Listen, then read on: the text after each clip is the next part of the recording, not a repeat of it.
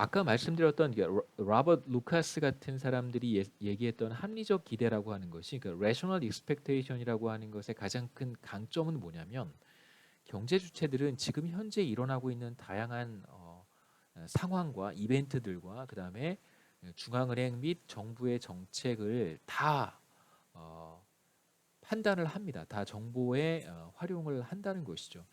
이렇게 단순하게 5월 달에 물가 상승률을 예상하지는 않을 거예요.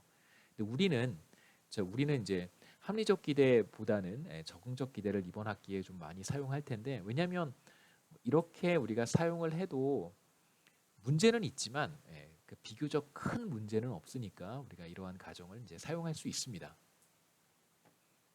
나중에 이제 뭐 expectation 얘기는 나중에 나오니까 그때 다시 한번 조금 더 길게 설명을 해드릴게요. 왜 rational expectation이 거시경제학에서 사실 rational expectation은 이걸 revolution이라고 불러요. 그러니까 합리적 기대 혁명이라고 거시경제학에서는 이야기합니다.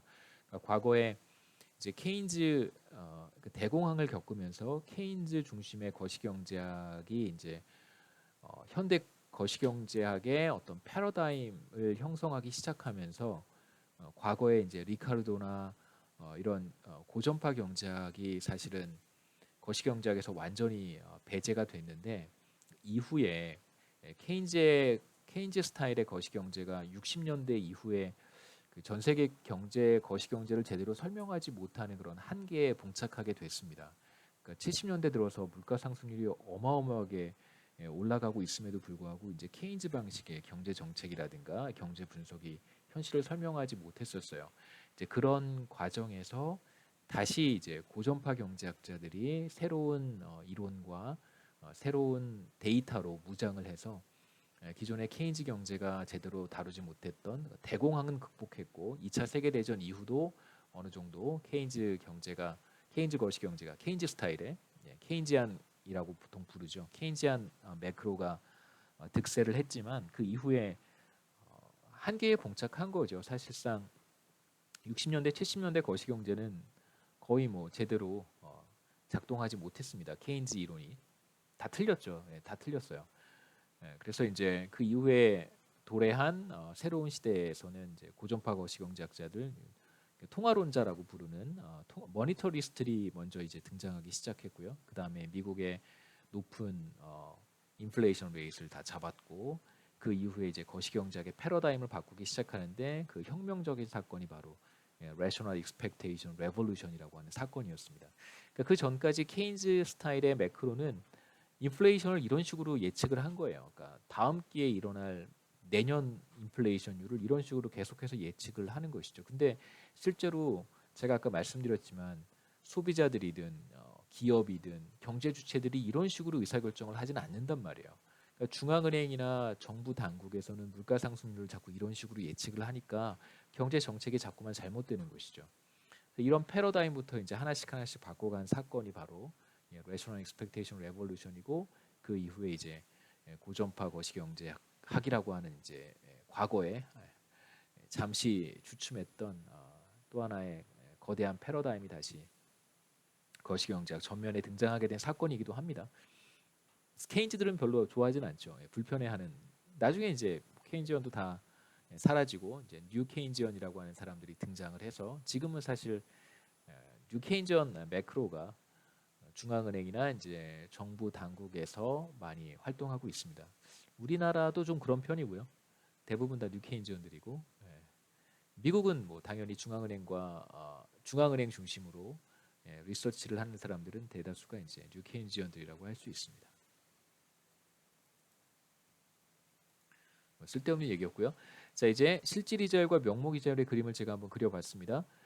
편의상 물가 상승률은 다음 기의 물가 상승률을 우리가 예상해서 예상치를 써야 되는데 그냥 편의상 같은 시점에 물가 상승률을 썼고요. 같은 시점이지만 이제 T 시점의 물가 상승률은 어떻게 계산하냐면 예, 전년 동기 대비를 이용을 했어요. 무슨 뜻이냐면 지금 2020년 제 기억에 한 3월까지 물가 상승률 데이터가 나와 있는데요. 예를 들어서 2020년 3월 물가 상승률을 를 계산을 할 때 어떻게 계산하냐면 물가 상승률을 전년 동기 대비여서 2019년 3월의 소비자 물가 지수 CPI가 CPI와 2020년 3월의 이 CPI를 비교하는 것이죠. 그래서 소비자 물가 지수가 몇 퍼센트 상승했는가를 가지고 인플레이션을 계산을 해서 T 시점의 실질 이자율, 그러니까 2020년 3월의 실질 이자율은 2020년 3월의 명목 이자율 마이너스 3월의 소비자 물가 상승 인플레이션 레이트입니다. 파이 3를 뺀 건데요. 이 파이 3라고 하는 것이 바로 2019년과 2020년 3월이에요. 2019년 3월, 2020년 3월 이 1년 사이에 소비자 물가 지수가 몇 퍼센트 상승했는가를 가지고 측정한 것입니다. 그게 바로 T 시점 전년 동기 대비 소비자 물가 상승률이라는 말의 의미입니다. 보시면 뭐 90년대 후반부터 한번 그려봤는데요. 쭉 보시면 실질 이자율이 붉은색이고 명목 이자율이 파란색입니다. 그래서 명목 이자율이 당연히 실질 이자율보다 높죠. 이 차이가 바로 물가 상승률이라고 할 수 있습니다. 물가 상승률 차이만큼 나타나고요. 그래서 전반적으로 그럼 다시 한번 보시죠. 2000년대 중반 이후에는 전반적으로 이자율이 이제 하락했고요. 기본적으로 저금리 시대라고 이제 부르는 시대가 도래하게 된 것이죠. 실질 이자율도 보시면 시점에 따라서 마이너스 값을 갖는 그런 기간들이 이렇게 관찰이 됩니다. 그래서 피셔 이퀘이션을 사용하면 우리가 실제로 측정할 수 없는 실질 이자율이라고 하는 것을 우리가 측정할 수 있겠죠. 이런 방식으로 2020년 4월까지 데이터가 있었네요. 마지막으로 하나 더 있습니다. 물론 이제 마지막 섹션에 제가 정부의 재정 정책과 인플레이션에 대한 이야기를 하긴 해야 되는데요. 일단 인플레이션과 관련해서 이제 마지막 토픽은 인플레이션의 이제 비용을 이제 과거의 거시경제학자들은 굉장히 많은 높은 비중을 두고 매우 중요하게 다루었던 내용인데요. 지금은 이제 인플레이션 자체가 중앙은행이 국민들을 깜짝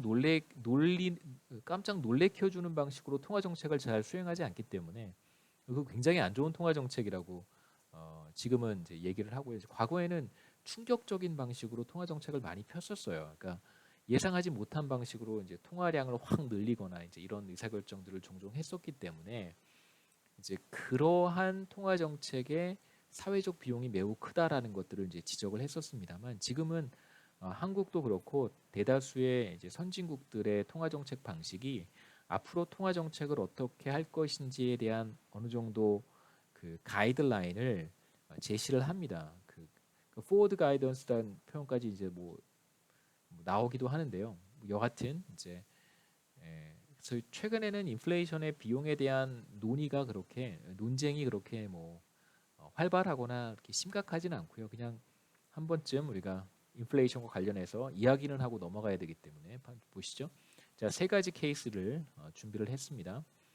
첫 번째 케이스는 이제 알렉스의 케이스인데요. 20년 전에 은퇴를 할 때 회사로부터 이제 매년 $10,000를 지급해주는 이제 연금 패키지를 받았습니다. 보통 뭐 우리는 국민연금에 가입하기 때문에 따로 뭐 연금 패키지 같은 거를 뭐 개별적으로 가입하기도 하는데요. 연금 상품 같은 것을 이제 지금 우리 교과서에 있는 사례이기 때문에 회사가 퇴직하는 근로자를 위해서 이제 연금 패키지를 지급을 한 경우라고 생각해 볼 수 있습니다. 근데 이건 이제 $10,000라고 하는 것은 은퇴 시점에서 명목 가치이기 때문에 지난 20년간 엄청난 인플레이션 때문에 사실 연금 패키지의 어떤 실질 가치는 이제 $4,000 정도밖에 되지 않는다라고 할 수 있겠죠. 이런 상황을 한번 생각해 보겠습니다.